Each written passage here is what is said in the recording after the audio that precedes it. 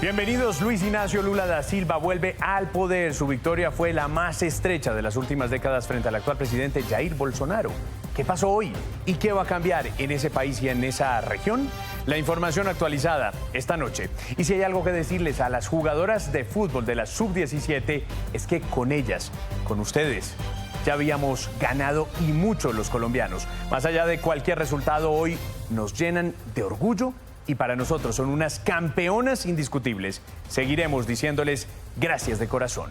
Y después de 3 marchas en las últimas semanas contra las políticas del gobierno de Gustavo Petro, que sigue ahora para la oposición, ¿qué ha pasado con esas manifestaciones? El análisis también está aquí. ¿Qué tal si nos adelanta qué pasó hoy con el fútbol colombiano, doña Liche? José Manuel, ya está listo el grupo de los 8 y la gran sorpresa fue la eliminación de Atlético Nacional, además de las clasificaciones de Junior y Pereira en una jornada que dejó a Santa Fe como líder. ¿Qué? ¿Comenzamos? Comenzamos.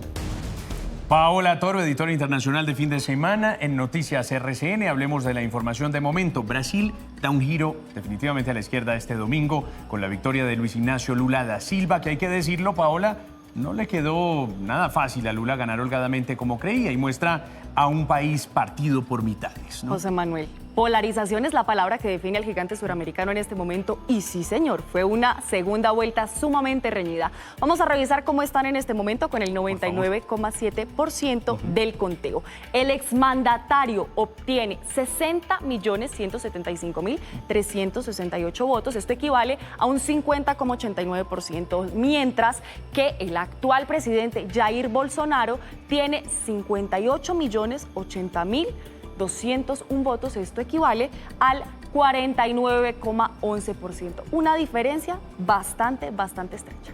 Pues Paola, es momento de conocer cómo reaccionan en Brasil tras esta decisiva jornada electoral. Desde muy temprano está nuestro corresponsal Patricio de la Barra siguiéndole el pulso a la segunda vuelta presidencial. Patricio, ¿cómo reciben efectivamente los simpatizantes de Lula los resultados? Esta será una noche larga para los simpatizantes de Luis Ignacio Lula da Silva, quien acaba de ser nominado como el próximo presidente de este país. La gente está ya llegando a la Avenida Paulista desde muy temprano, incluso muchos de ellos cuando se veía una victoria a partir del 40% de la votación, se veía que Lula da Silva estaría repuntando. A partir de ese momento comenzaron a llegar los parciales de Lula da Silva hasta este sector. Seguramente en algún momento más el propio actual presidente Jair Bolsonaro deberá reconocer la victoria de Lula da Silva y seguramente vendrá hasta la Avenida Paulista para estar junto a sus simpatizantes en una noche que seguramente será muy larga para los brasileños acá en San Pablo. Desde Brasil les informó Patricio Navarra para RCN Noticias. A nuestro corresponsal, gracias. Paola, vale la pena recordarles a nuestros televidentes qué pasó hoy a lo largo de esta jornada definitiva en Brasil. Por supuesto, José Manuel, mire, las urnas abrieron a las 6 de la mañana, hora de Colombia, y por 9 horas asistieron los más de 150 millones de brasileños convocados a votar. Jair Bolsonaro, Luis Ignacio Lula da Silva asistieron muy temprano a sus puestos de votación para sufragar, mostrándose cada uno muy confiado de ganar. Pues los ciudadanos manifestaron sus preocupaciones de cara al futuro del país y aquí les traemos un resumen de la jornada. Brasil vivió una jornada electoral marcada por la división. 156 millones de brasileños estaban convocados a las urnas para elegir entre dos posturas diametralmente opuestas. Jair Bolsonaro y Luis Ignacio Lula da Silva disputaron la segunda vuelta presidencial.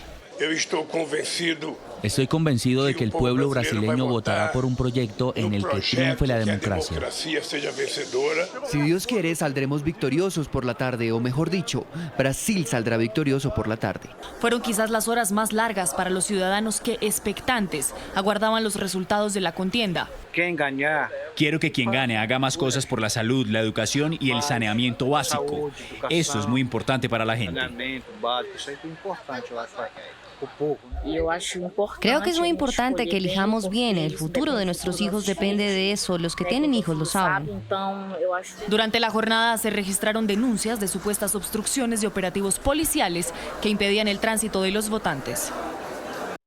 José, lo decían las encuestas de intención de voto. Luis Ignacio Lula da Silva regresó al poder por un tercer mandato. El obrero, metalúrgico y sindicalista es uno de los fundadores del Partido de los Trabajadores de Brasil. Se presentó varias veces a la presidencia y la primera vez que ganó, que alcanzó la victoria en las urnas, fue en 2002 y para 2006 fue reelegido. En 2016, la justicia de Brasil lo acusó de estar implicado en un entramado de corrupción en el marco de la investigación de una operación conocida, Paola, como el Lava Jato. Fue declarado culpable en 2 casos de corrupción y en 2019 fue excarcelado tras estar 19 meses en prisión, luego de que la Corte Suprema dictaminara que su encarcelamiento había sido inconstitucional. Pues José Manuel, sin duda, Luis Ignacio Lula da Silva tiene la enorme tarea de unificar al país que vivió la contienda más polarizada en años. En materia económica también tiene desafíos que enfrentar y aquí en Noticias RCN hablamos con expertos para conocer cuáles son esas tareas apremiantes en las que el próximo presidente debe enfocarse. Quien gobierne Brasil desde el próximo 1 de enero tiene que conocer y comprender la diversidad del país. El nordeste, el norte, el centro y el sur de Brasil y el sureste de Brasil son políticamente muy diferentes. Una de las grandes tareas que tendrá que asumir el nuevo mandatario será hacerle frente a problemáticas como la violencia y la profunda polarización. Recomponer una sociedad violenta. Es la primera vez que en Brasil tenemos esas tasas de violencia política. El hambre, la pobreza y la deforestación de la Amazonía también requieren de una pronta solución. Pero pues es una economía que hace mucho tiempo tiene un crecimiento económico bajo, incluso comparado con países de la región, pues con Colombia ni se diga. Así opinan expertos de cara a las relaciones del jefe de Estado electo con el presidente de Colombia, Gustavo Petro. Esperaría uno que tuvieran unas relaciones muy positivas, que el comercio se potenciara. Estas elecciones son determinantes en la región, pues definen aún más el panorama político de América Latina. Con la victoria de Luis Ignacio Lula da Silva, el regreso de Brasil a la izquierda se da en momentos en que varios países de América Latina han dado giros en sus políticas. La nación va a ingresar el próximo 1 de enero, que es cuando suma el nuevo mandatario su cargo, a la lista de territorios que en el mapa vemos de color rojo. Colombia, Chile, México, Nicaragua, Cuba, Venezuela y Argentina, por mencionar algunos, tienen gobiernos de izquierda, mientras que en la derecha están Ecuador, Paraguay, Uruguay y Guatemala, que son los que están en azul. Mientras que los de color amarillo son considerados de centro. Allí está Panamá, Costa Rica y entre otros. Pues ya son varios los presidentes que han manifestado sus felicitaciones al nuevo mandatario de los brasileños. Entre ellos encontramos al presidente de México, Andrés Manuel López Obrador. También está Miguel Díaz-Canel de Cuba, Nicolás Maduro de Venezuela y el mismísimo Gustavo Petro tuiteó en su cuenta de la red social, abro comillas, ¡Viva Lula!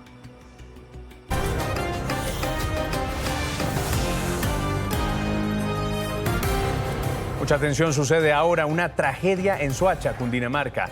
El equipo especial de buzos trata de encontrar los cuerpos de 2 menores que en horas de la tarde nadaban en una reserva ambiental y privada del municipio. Los jóvenes se ahogaron en un lago ubicado en la vereda Panamá del vecino municipio a Bogotá. Es una noticia en desarrollo, digamos, el reporte de las autoridades. Hoy a las 3 de la tarde se reporta también por vía telefónica de un incidente en el municipio de Soacha, exactamente en una laguna, jurisdicción de la mina Pantoja, en donde 2 menores al parecer venían realizando algunas actividades de nado y se sumergen en este sitio. Seguiremos pendientes de esta noticia. Un cambio de tema. Hasta ahora han sido 3 las jornadas que se han llevado a cabo en decenas de ciudades del país, en las que han salido miles de ciudadanos a protestar en contra del gobierno de Gustavo Petro. Marchas que han sido pacíficas, hay que decirlo, y que contrastan con otras expresiones que también hemos visto en los últimos días. ¿Qué está pasando con estas movilizaciones? Análisis en Noticias RCN. El color que pintó cientos de calles de Colombia fue el blanco, y no solo en las camisetas que vestían los manifestantes, sino también en el ambiente de una masiva marcha que transcurrió en paz. Tranquilas, como somos la mayoría de los colombianos, tranquilos, calmados, y haciendo lo que se tiene que hacer, llamando la atención de la gente que no nos está gobernando bien. Aquí no fueron protagonistas los partidos políticos, sino todos aquellos que tuvieran reparos a las reformas impulsadas por el actual gobierno del presidente Gustavo Petro. La tributaria, la pensional y políticas como la paz total fueron criticadas por los manifestantes. Este gobierno nos está llevando por un sufrimiento muy tenaz de unas reformas que realmente se está llevando al pueblo pobre, no a los ricos, como él dice. En las calles sobraron las capuchas, las piedras, las bombas molotov y también los gases lacrimógenos. Tras una marcha pacífica se puede manifestar tranquilamente y sin necesidad de dañar los bienes ajenos, la propiedad privada. Aquí no se vandalizaron estaciones del servicio público y tampoco se agredió a la autoridad. Los inconformes se armaron de megáfonos, pancartas y unieron sus voces bajo una premisa.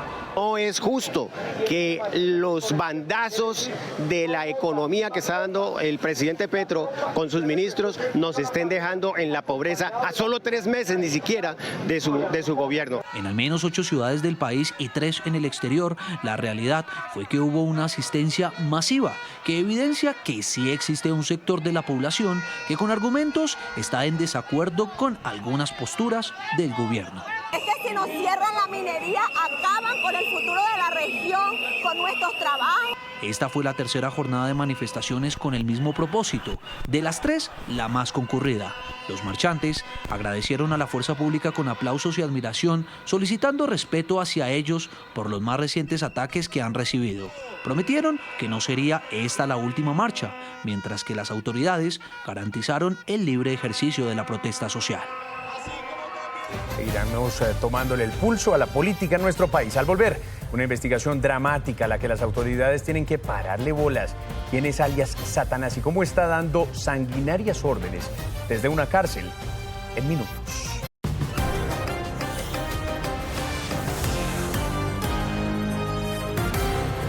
Siete y 27, volvemos a Brasil con noticias RCN y NTN 24. Hemos estado llevándoles todos los detalles de esta jornada electoral. Tenemos más información en noticiasrcn.com. Y hace minutos, Lula da Silva dio sus primeras declaraciones como nuevo presidente del gigante latinoamericano. Oigamos parte de lo que dijo el recién electo mandatario. Estamos abiertos a la cooperación internacional para preservar el Amazonas. El nuevo Brasil que queremos construir a partir del 1 de enero no es aquel que le interesa solamente al pueblo brasileño, sino a todas las personas que trabajan por la paz, por la solidaridad, la fraternidad, en cualquier parte del mundo. Vamos a trabajar sin descanso por un Brasil en donde el amor prevalezca por el odio, la verdad venza a la mentira y la esperanza sea mayor que el miedo. De vuelta a Colombia, si ayer les hablábamos de cómo operaba la banda Los Satanás en Bogotá, o Giovanni Suárez les quiere mostrar el resultado de su investigación. ¿Quién da las perturbadoras órdenes para cometer todo tipo de delitos? ¿Quién es? Alias Satanás. Este es un informe especial sobre una empresa del crimen literalmente transnacional que nos está afectando a todos. Satanás. La información es que es una célula del Tren de Aragua. Su nombre ha sido noticia en las últimas semanas, pero de lo que no se ha hablado hasta ahora es de su origen. Algunas de las investigaciones indican que de Hernán David Landaeta Garlotti, más conocido en el mundo delincuencial como alias Satanás, viene el nombre de la banda. Tiene 26 años y es reconocido por ser el sicario más sanguinario de la peligrosa banda criminal venezolana, Tren de Aragua, un grupo que según las investigaciones ya tiene ramificaciones en países como Colombia, Chile y Perú. Otra arista de las investigaciones indica que el nombre de los Satanás proviene de su forma de actuar, pues cada vez que obligaban a una víctima a entrar en sus casas de tortura, les decían la frase, bienvenido al infierno. Satanás, el joven criminal, así como en Chile desde una cárcel formó la banda Los Caraqueños, en Colombia no solo fue el enlace para extender los tentáculos del Tren de Aragua, sino para crear, también desde prisión, la banda que ahora llevaría su nombre, Satanás. Desde las cárceles era que ellos estaban ejecutando prácticamente a las personas, daban las órdenes de ejecutarlos, daban las órdenes de hacer los cobros. En las cárceles de La Picota y La Modelo en Bogotá, Colombia, dicen los investigadores, 2 personas han sido el enlace con Satanás para ejecutar los homicidios en la capital del país. Sus alias son Popeye y Muñeco. Son 2 personas que ellos han estado prácticamente durante varios años ejerciendo el control en ese sector del Amparo. Son personas que impartían las órdenes por llamadas telefónicas. Frialdad, cinismo son solo algunas de las características de los Satanás, una de las células del Tren de Aragua en Bogotá y que gracias a las labores de inteligencia durante más de un año fue prácticamente desarticulada. ¿Qué tal eso? Y buena parte del país ha recibido con buenos ojos los acuerdos entre Fedegan y el gobierno para la reforma rural. Y es que en efecto, son buenas noticias las que llegan en ese frente. Sin embargo, es momento de pensar en los detalles. ¿Qué pasa después de que un terreno se adjudica a una familia campesina que lo necesita? ¿Qué viene el día después? Juan Camilo Ramírez se metió a fondo a investigar sobre eso, sobre los detalles detrás de esta noticia.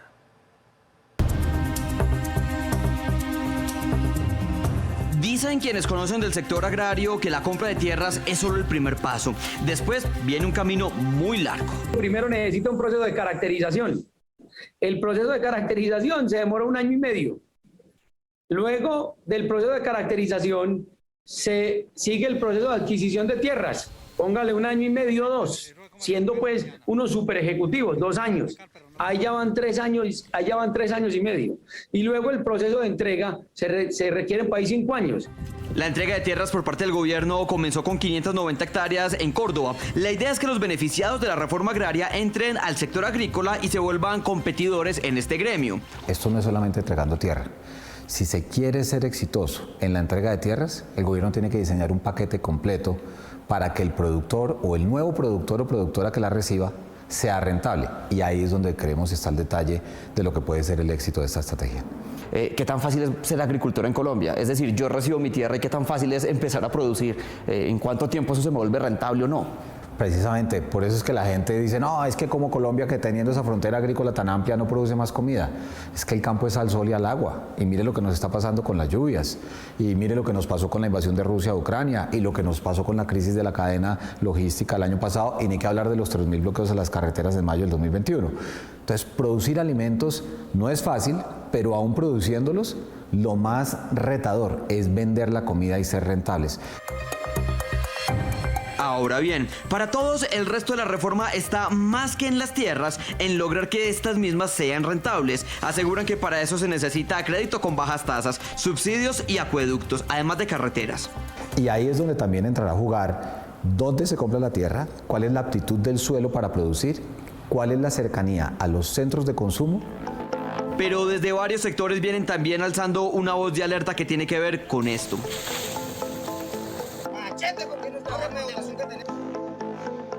Es muy importante que se dé, por ejemplo, un mensaje público, en el sentido de que invadir tierras no significa ni es un camino para poderse beneficiar de la reforma. El gobierno tiene que garantizar que a quienes les va a tocar la tierra sean realmente los beneficiarios.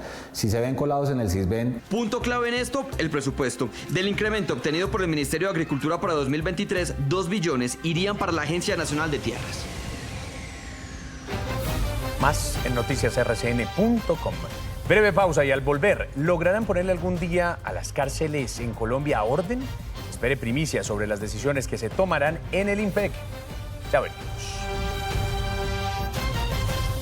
Continuamos. ¿Qué duda cabe de que algunos pabellones en cárceles del país son tierra de nadie? O mejor, son espacios controlados por mafiosos y peligrosos delincuentes que hacen lo que les da la gana.